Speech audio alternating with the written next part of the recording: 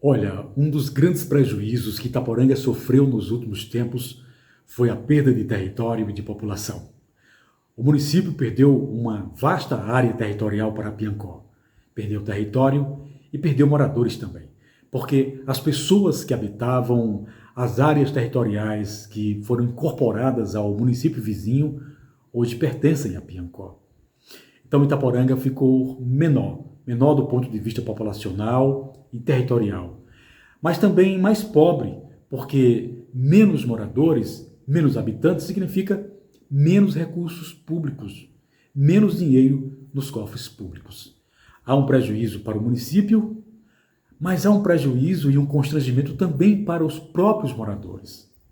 Vejam, você ir dormir no território de Itaporanga e acordar no território de Piancó. Que coisa absurda, porque há toda uma implicância legal e jurídica em relação a isso. Se você for fazer uma transferência imobiliária, vender ou comprar uma propriedade, há mudanças.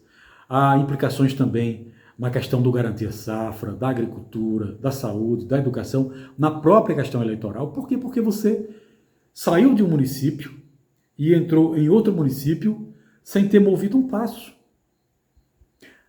Há um constrangimento também, mais do que o prejuízo, porque essas famílias, essas pessoas que estão dentro dessa área, que sofreu essa mudança, né, toda a área do Jardim do Baião, entre o Jardim e Muquem, toda aquela área territorial, essas pessoas sempre pertenceram a Itaporanga, elas têm um sentimento de pertencimento ao município. E não é somente a força do sentimento, mas a força da lei.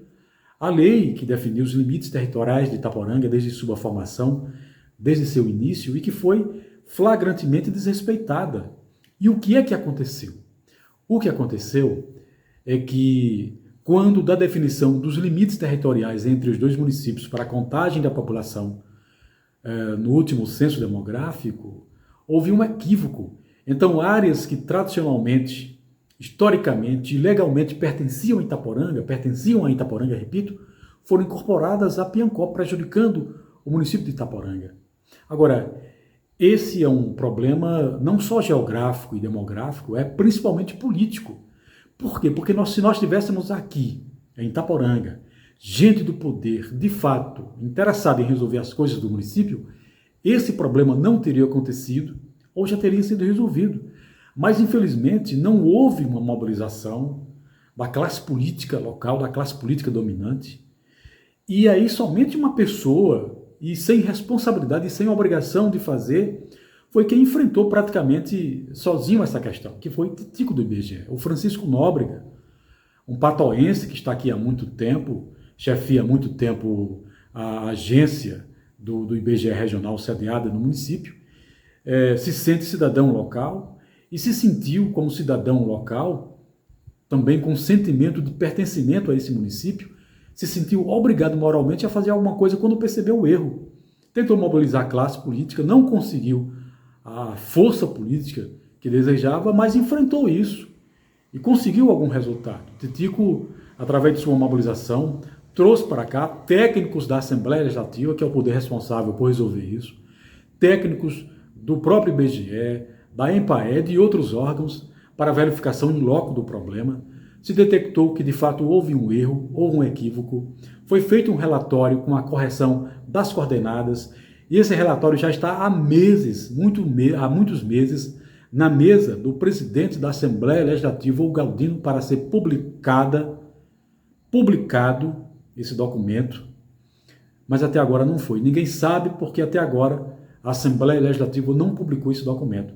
É preciso essa publicação, a publicação da correção das coordenadas geográficas, da definição dos limites para que Itaporanga retome o seu território integralmente, o seu território original, ou seja, reincorpore essas áreas territoriais que perdeu. Então está na hora da classe política dominante de Itaporanga, o novo prefeito, que não tem culpa, né, porque foi na gestão passada, os vereadores, os novos e os antigos também, especialmente aqueles reeleitos, porque pertenceram à legislação quando esse problema aconteceu.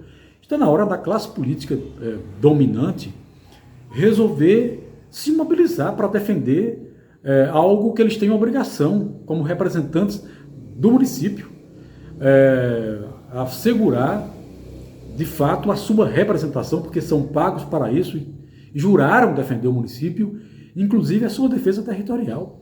É lamentável que você tenha um mandato e não tenha a capacidade de sequer defender o território do seu próprio município. Isso é um absurdo.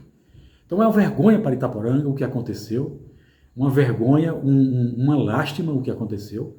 O município perder território, perder população, perder recursos, constranger os seus próprios moradores, famílias inteiras que estão no município há tanto tempo, gerações e gerações, e de repente serem obrigadas, forçadas a pertencer a um outro território municipal, a uma outra unidade municipal.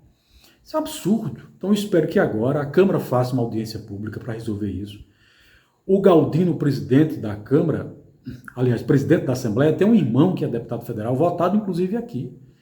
Então é preciso que, de fato, se chame o feito à ordem e pergunte e questione por que isso poderia ser feito em uma audiência pública ou documentalmente.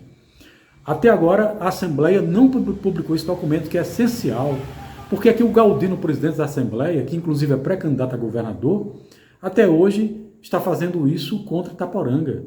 Até hoje não publicou esse documento para restabelecer os limites territoriais originários do município.